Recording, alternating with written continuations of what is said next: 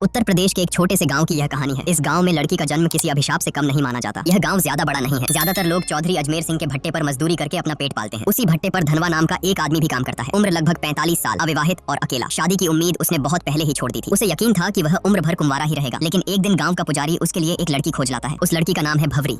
उम्र करीब 21-22 साल। गांव में लोग कहते हैं कि वह बड़ी मनहूस है। वजह भी अजीब है। अब तक उसकी 3 बार शादी तय हुई, लेकिन हर बार दूल्हा मौत के मुंह में चला गया। एक की मौत तो मंडप में ही हो गई, दूसरा रिश्ता कभी मुकाम तक पहुंचा ही नहीं, और तीसरा तो सबसे दर्दनाक, शादी के दिन ही दूल्हा घोड़े से गिरकर मर गया। भवरी की शादी में आए 5 खास लोग कहानी की असल परत खोलते हैं। पहला है चौधरी अजमेर सिंह, गाँव का सबसे बड़ा जमींदार और रोजगारदाता। दूसरा है उसका मैनेजर सौरभ, जो पहले मजदूर था लेकिन अब चौधरी का खास गुंडा बन चुका है। मजदूरों से हफ्ता वसूली करना और उन पर दबंगई दिखाना उसका काम है। तीसरा है गाँव का पंडित, धर्म के नाम पर ढोंग करना, पैसों के लिए तंत्र मंत्र रचाना और औरतों की इज्जत लूटना, यही उसका असली चरित्र है। चौथा है गाँव का दुकानदार, जो उधार तो देता है लेकिन बदले में औरतों के जिस्म पर बुरी नजर डालता है। और पांचवा, सबसे खतरनाक, गांव का डॉक्टर, जिसे लोग भगवान का रूप मानते हैं लेकिन असल में वह इंसानियत का सबसे बड़ा गुनहगार है। भवरी की शादी में चौधरी के 2 छोटे भाई दया और गोपाल भी मौजूद हैं। दोनों ही अपने बड़े भाई पर गुस्सा निकाल रहे हैं कि उसने धनवा की शादी इतनी जवान और खूबसूरत लड़की से कैसे होने दी। ये दोनों गाँव के छठे हुए बदमाश हैं। गाँव में शायद ही कोई ऐसी लड़की बची हो जिस पर उनकी गंदी नजर न पड़ी हो। शादी वाले दिन जब पूरा गाँव दावत में मस्त था, उसी रात चौधरी के दोनों भाई ने वह किया जिसकी किसी ने कल्पना भी नहीं की थी। वह गाँव की एक मानसिक रूप से विक्षिप्त लड़की बसंती को बहला फुसलाकर जंगल में ले गए और दरिंदगी की सारी हदें पार कर दी। उसके बाद इस डर से कि कहीं वह किसी को सच न बता दे, उसे बेरहमी से मार डाला और लाश नदी में फेंक दी।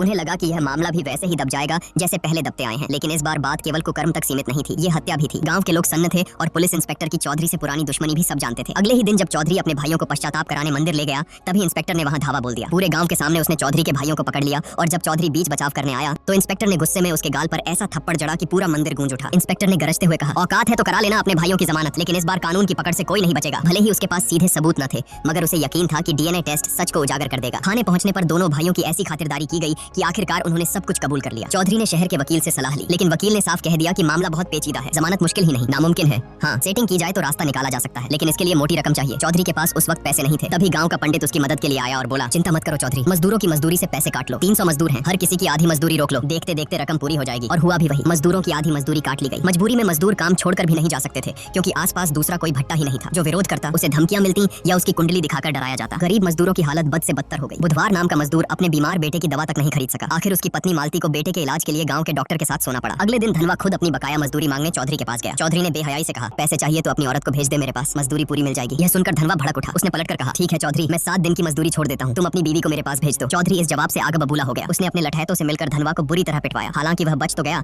लेकिन बुरी तरह घायल हो गया। डॉक्टर ने पट्टियां तो कर दी, पर जांच के बहाने उससे भी वसूली की फिराक में था। घर में खाने तक के लाले पड़ गए। तभी बुधवार की पत्नी स्कूल जाने वाली बच्ची को लेकर पंडित के पास पहुंची। पंडित ने कहा, इसका इलाज पूजा पाठ से होगा, रात को अकेले मंदिर आना होगा, और वह भी सिर्फ एक वस्त्र में। जब उसने यह बात अपने पति को बताई तो उसने गुस्से में कहा, अगर पूजा से बीमारी ठीक होती तो दुनिया में डॉक्टरों की जरूरत ही न पड़ती। पंडित के मन में क्या गंदगी पल रही है, मैं सब समझता हूँ। इस ढकोसले में मत पड़ना, बच्चा अपने आप ठीक हो जाएगा। उस रात पुजारी देर तक मंदिर में इंतजार करता रहा। गांव के लाला ने यह देखकर पंडित का मजाक उड़ाया। पंडित तिलमिला उठा। यह सुनकर डॉक्टर ने ठंडी सांस भरते हुए कहा, चिंता मत करो, अब देखना मैं क्या करता हूँ। अगले दिन डॉक्टर ने चौधरी की मदद से पंचायत बुलाई। पूरे गांव के सामने उसने हाथ में एक मेडिकल रिपोर्ट लहराई और बोला, गांव में महामारी फैलने वाली है और इस बीमारी का कारण है धनवा। लोग सन्न रह गए। बीमारी का नाम किसी ने सुना नहीं था, लेकिन रिपोर्ट देखकर सभी डर गए। गांव अनपढ़ और अंधविश्वासी था, इसलिए डॉक्टर और चौधरी का झूठ आसानी से सच मान लिया गया। भीड़ में खुसुर पुसुर होने लगी। नतीजा यही निकला कि धनवा को गांव से बाहर निकाल दिया गया। बेचारा धनवा गांव के बाहर एक टूटी फूटी झोपड़ी बनाकर रहने लगा। उसने भवरी को भी खुद से दूर कर दिया ताकि उसे भी ये बीमारी न लग जाए। भवरी अकेली पड़ गई। गांव में अब उसके लिए जीना और भी मुश्किल हो गया। काम की तलाश में उसने चौधरी के भट्टे का रुख किया, लेकिन वहां उसकी जिंदगी नरक से भी बदतर थी। मजदूरों और लठैतों की नजरें उसके जिस्म पर गिद्ध की तरह टिकी रहती। इसी दौरान मुंबई से एक जवान लड़का गांव आया। वह मजदूरों की हालत पर डॉक्यूमेंट्री बना रहा था। उसकी देखभाल का जिम्मा भवरी को दिया गया, खाना पकाना, सफाई करना। शूटिंग पूरी होने के दिन मूसलाधार बारिश हो रही थी। लड़के को छोड़ने जाते वक्त रास्ते में दोनों भीग गए और अंधेरे में एक दूसरे से लिपट गए। भवरी को लगा कि यह पल किसी ने नहीं देखा,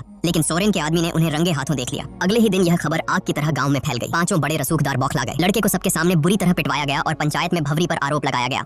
तमाशा देखने वालों में धनवा भी शामिल था। वह भवरी पर टूट पड़ा और बोला, तूने मुझे धोखा दिया है, अब हमारा कोई रिश्ता नहीं। अब भवरी पूरी तरह अकेली हो गई, न पति का सहारा न गांव का। दिन रात अपमान झेलने के बाद उसने वही रास्ता चुना जो गांव उसके सामने धकेल रहा था। उसने चौधरी और उसके चमचों को संदेश भेजा, अब मैं वही करूंगी जो तुम चाहते हो, लेकिन मेरी कीमत बाकी औरतों से 7 गुना होगी। पहले तो सबने इसे अनसुना किया, मगर रात गहराते ही 5 रसूखदार बारी बारी से उसके घर पहुंच गए। बोली लगनी शुरू हुई। आखिरकार सबसे मोटी रकम लेकर एक ने भवरी का यह धंधा शुरू किया और यहीं से गांव की हवस की भूखी भीड़ टूट पड़ी। भवरी अब गांव की लानत नहीं, गांव की सबसे महंगी औरत बन चुकी थी। डॉक्टर से लेकर पुजारी तक, चौधरी से लेकर मजदूरों तक, हर कोई उसके जिस्म का सौदा करने लगा। जो औरत अपने अधिकार के लिए लड़ सकती थी वही अब पूरे गांव की हवस का खिलौना बन गई। अब गांव में यह सब आम सी बात हो गई थी। भवरी की इज्जत बिक चुकी थी और कोई रोकने टोकने वाला नहीं था। उधर चौधरी अपने भाइयों की जमानत के लिए वकील के पीछे भाग दौड़ कर रहा था, लेकिन किस्मत को कुछ और ही मंजूर था। पैसे देने के बावजूद तभी जज का तबादला हो गया और चौधरी का पैसा डूब गया। वकील ने नया उपाय सुझाया, बसंती की दादी से समझौता करा लो, केस वापस ले लेगी। चौधरी भारी मन से दादी के पास पहुंचा, मगर वहाँ उसे ऐसा सच सुनने को मिला जिसने उसकी रूह तक हिला दी। दादी ने कहा, बसंती तेरी ही बेटी थी। चौधरी का दिल धक से रह गया। असल में सालों पहले उसका एक अवैध रिश्ता था और उसी से बसंती पैदा हुई थी। वह भले ही दिमागी तौर पर कमजोर थी, लेकिन खून तो चौधरी का ही था। यह सच्चाई जानकर चौधरी भीतर से टूट गया। गहरी खामोशी और तनाव ने उसकी आत्मा को ही घेर लिया। वह किसी से बात नहीं करता, हर वक्त गुमसुम बैठा रहता और आखिरकार